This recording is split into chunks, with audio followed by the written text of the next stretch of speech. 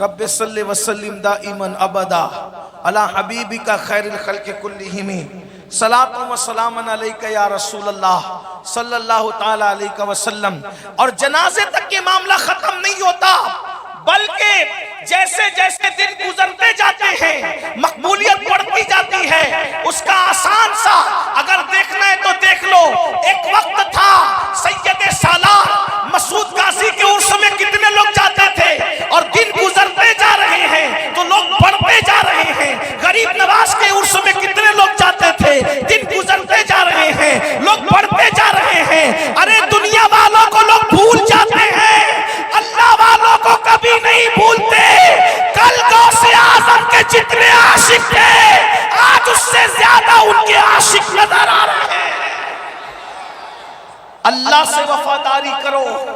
اللہ سے وفاداری کرنے کا فائدہ یہ ہے کہ مرنے کے بعد بھی لوگ بھولا نہیں کرتے ہیں۔ اس لیے تھوڑا وقت نکالو، نماز کے لیے ٹائم نکالو۔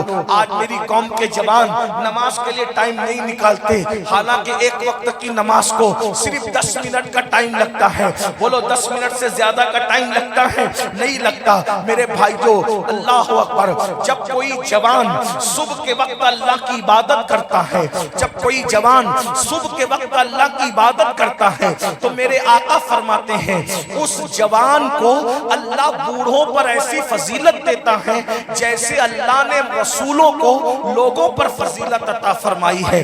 اتنا بلند مقام دیتا ہے اللہ جوانی کی عبادت کا۔ اور پھر یاد رکھنا، آج میرے جوانوں نے سوچا جوانی کا مطلب ٹوئنٹنگ کرنا، جوانی کا مطلب چھیڑ چھاڑ کرنا، جوانی کا مطلب آوارگی کرنا۔ لیکن ایک بات میں آپ کو بتاؤں، جوانی کا اصل لطف لینا ہے تو نیکی کر کے دیکھو، پرہیزگاری کر کے دیکھو، تقوی اختیار کر کے دیکھو۔ آپ نہیں جانتے حضرت سیدنا سعد بن ابی وقاص فرماتے ہیں کہ میرے چہرے پر داڑھی کے بال بھی نہیں نکلے تھے، میں بالکل کڑیل جوان تھا، 16-17 سال کا جوان، اور میں نے جنگ احد میں شرکت کی تھی۔ سعد بن ابی وقاص کہتے ہیں میرے چہرے پہ داڑھی کے بال بھی نہیں نکلے تھے، اور میں رسول اللہ پر آنے والے تیر کو اپنے سینے پہ روکتا تھا۔ اسی طریقے سے دیکھیں بدر و احد میں جنہوں نے بڑے بڑے کارنامے انجام دیے وہ سب کے سب جوان تھے۔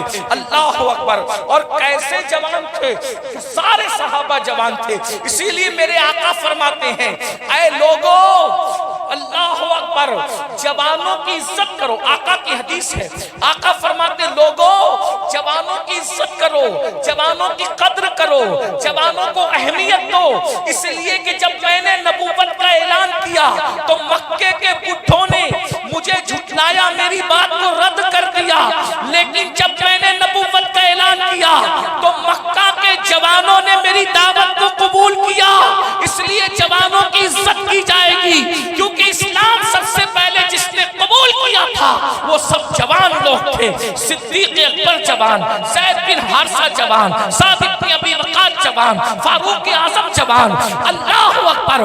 بدر میں 70 کافروں کو مارا گیا، لیکن تنہا جس نے 35 کو جہنم میں ڈالا تھا وہ سب جوانوں کا جوان تھا، جسے دنیا حیدر کرار کہتی۔ وہ تو ایسے جوان تھے کہ میرے آقا فرماتے ہیں لا فتح الا علی، لا سیف الا ذوالفقار، کہ ذوالفقار جیسی کوئی تلوار نہیں ہے اور علی مرتضیٰ جیسا کوئی جوان نہیں ہے۔ یہ سب جوان لوگ تھے، لیکن آج جوانی کو نشے میں بھنگ کر دیا گیا۔ باضابطہ طور پر ایک منصوبہ ہے لوگوں کا، منصوبے کے ساتھ مسلم جوانوں کے اندر نشے کو پرموٹ کیا جا رہا ہے۔ مسلم بستیوں میں نشہ دواؤں کے ذریعے، ایم ڈی کے ذریعے، بھنگ کے ذریعے، چرس کے ذریعے، حقے کے ذریعے یہ نشہ عام کیا جا رہا ہے۔ پتہ ہے اس لیے کہ دنیا کو تمہارے ٹیلنٹ سے بہت خوف ہے۔ جتنا ٹیلنٹ اللہ نے مسلمانوں کو دیا ہے، میں کوئی تفریق یا فرقہ واریت کی بات نہیں کر رہا ہوں، میں سچی بات کر رہا ہوں۔ جتنا ٹیلنٹ اللہ نے مسلمانوں کو دیا کسی کو نہیں دیا۔ وجہ کیونکہ مسلمانوں کے دل کے تار زندہ کتاب قرآن سے ملتے ہیں، مسلمانوں کے دل کے تار زندہ نبی مصطفیٰ جان رحمت سے ملتے ہیں، مسلمانوں کے دل کے تار زندہ خدا کی رحمت سے ملتے ہیں، حی و قیوم سے ملتے ہیں۔ اس لیے اللہ نے ان کو بہت دماغ دیا، بہت ٹیلنٹ عطا فرمایا۔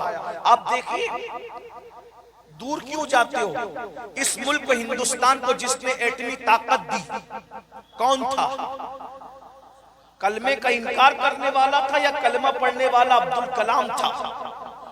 اس ملک کو ہندوستان کو جس نے تاج محل دیا کلمہ پڑھنے والا تھا یا کلمے کا انکار کرنے والا تھا؟ اس ملک کو جس نے لال قلعہ دیا کلمے کا انکار کرنے والا تھا یا کلمہ پڑھنے والا تھا؟ اس ملک میں جس نے ایران سے صنعت اور حرفت لا کر کے ہندوستان والوں کو کپڑے بننا سکھایا، ہندوستان والوں کو قالین بننا سکھایا، ہندوستان والوں کو موتیوں کا ہار بنانا سکھایا، وہ کلمے کا انکار کرنے والا تھا یا ٹیپو سلطان کی شکل میں کلمہ پڑھنے والا تھا؟ ذرا تحقیق تو کیجئے۔ ہندوستان میں قالین کا جو تصور آیا ہے، اسی طریقے سے صنعت و حرفت کا جو تصور آیا ہے اواخر کے اندر، اسی طرح دیکھتے چلے جائیے میرے بھائیوں۔ یہاں جو خوبصورت عمارتیں ہیں، اللہ اکبر، ہندوستان کو سجانے سے لے کے سنوارنے تک، سنوارنے سے لے کے سونے کی چڑیا بنانے تک، سونے کی چڑیا بنانے سے لے کے بچانے تک، حتیٰ کہ 1857 میں انقلاب کی آواز اٹھانے تک، تحریک ریشمی رومال چھیڑنے تک، بھارت چھوڑو کی آواز لگانے تک، 1947 میں ہند کو آزاد کرانے تک، ذرا چیک تو کرو اللہ اکبر کہ سب سے زیادہ محنتیں کس کی ہے؟ یہ سب کلمہ پڑھنے والے لوگ تھے۔ اگر انقلاب کی آواز کسی اور نے لگائی ہے تو اس کی اپنی مادری زبان میں وہ لگاتا۔ انقلاب خود بتا رہا ہے کہ کسی کلمہ پڑھنے والے کی زبان سے نکلا ہوا جملہ ہے۔ اللہ اکبر، تحریک ریشمی رومال اس طریقے سے دیکھتے چلے جائیے۔ سب سے پہلے دلی کی جامع مسجد میں جمعہ کے دن نماز جمعہ کے بعد کھڑے ہو کر جس نے انگریزوں کے خلاف جہاد کا فتویٰ دیا تھا، مسجد میں دیا تھا نا، تو مسجد کلمہ پڑھنے والوں کی ہوتی ہے، کلمے کا انکار کرنے والوں کی ہوتی ہے۔ اسی کلمہ پڑھنے والے کو دنیا فضل خیر آبادی کے نام سے جانتا ہے۔ ارے جس نے ٹینک سے اپنا سینہ لگا لڑا کر کے شہید ہو گیا، ملک کی خاطر، اس اشفاق اللہ خان کا تعلق کلمہ پڑھنے والوں سے تھا یا کلمے کا انکار کرنے والوں سے تھا؟ ذرا چیک تو کیجئے، ذرا پتہ تو کیجئے۔ تمہارے سے لوگوں کو بڑی تکلیف ہے، ان کو پڑھنے مت دو، جس دن یہ پڑھیں گے کوئی ان کا مقابلہ نہیں کر پائے گا۔ ان کو تجارت مت کرنے دو، جب یہ تجارت کریں گے تو تجارت کی منڈیوں پر ان کا قبضہ ہوگا۔ اتنے بھولے مت بنو، نادان مت بنو، اپنی جوانی کو آگ مت لگاؤ۔ ایک جوان صرف اپنے ماں باپ کی اولاد نہیں ہوتا، وہ پوری امت کا سرمایہ ہوتا ہے، وہ پوری ملت کا سرمایہ ہوتا ہے۔ تمہیں انٹرنیٹ پر زنا کے مناظر کے سوا کچھ نہیں دکھتے؟ اتنی گندی سوچ تمہاری کب سے ہو گئی ہے؟ ایک وقت وہ تھا تم نے اندلس کے ساحلوں پر کشتیاں جلا کر کے لوگوں کو بتایا تھا یا تو مر جائیں گے یا تو مذہب کا پرچم لہرا دیں گے۔ تمہاری طہارت اور تقوی کا عالم یہ تھا۔ ابھی مولانا نے فلسطین کا ذکر چھیڑا، دل خون کے آنسو رو رہا تھا اور آنکھیں بھی کچھ اس کا اظہار کر رہی تھی۔ آپ جانتے ہیں زمین کے اوپر کسی قوم کا خون کب ہوتا ہے؟ جب اس قوم کا جوان عیاش اور آوارہ ہو جاتا ہے۔ جس قوم کا جوان زانی ہو، شرابی ہو، آوارہ ہو، عیاشی کرے، اس قوم کو خاک و خون میں تڑپایا جاتا ہے۔ اور جس قوم کا جوان راتوں کو اپنے گناہوں کو یاد کر کے مصلی پہ روتا ہے، اس قوم کی تاریخ سنہری حرفوں سے لکھی جاتی ہے، سنہری حرفوں سے ان کی تاریخ لکھی جاتی ہے۔ مولانا نے فلسطین کا ذکر کیا، فلسطین ابھی فتح ہوتا ہے۔ اپنا کردار بدلو، جو کام تلواریں نہیں کرتی وہ کام کردار کرتا ہے۔ لیکن تم کیا فلسطینیوں کی حمایت کرو گے؟ جو اپنی بہن کا مستقبل نہیں سوچ سکتا، وہ فلسطین میں بیوہ ہونے والی عورتوں کا مستقبل کیا سوچے گا؟ جس کی پاپ کی نگاہوں سے اس کی سالی محفوظ نہیں، وہ کسی کی لٹنے والی آبرو کی حساسیت کو کیا محسوس کر سکتا؟ جو اپنے بھائی کی مدد کے لیے عید کے کپڑوں کے لیے تیاری نہیں کر سکتا، وہ سگنلوں پر بھیک مانگنے والی عورتوں کی کیا مدد کر سکے گا؟ تم تو خود غرض ہو گئے، تمہیں خود غرضی کے علاوہ آتا کیا ہے؟ اگر جملے تلخ لگے تو معاف کرنا۔ جو قوم اپنی اللہ کا حق ادا نہیں کر سکتی، وہ اپنی ماں کا حق کیا ادا کریں گے؟ وہ اپنی بہن کا حق کیا ادا کریں گے؟ وہ دوسرے ملکوں میں بیٹھے ہوئے ایک ایک مہینے کی مسافت پر فلسطینیوں کے مظلوموں کا کیا حق ادا کریں گے؟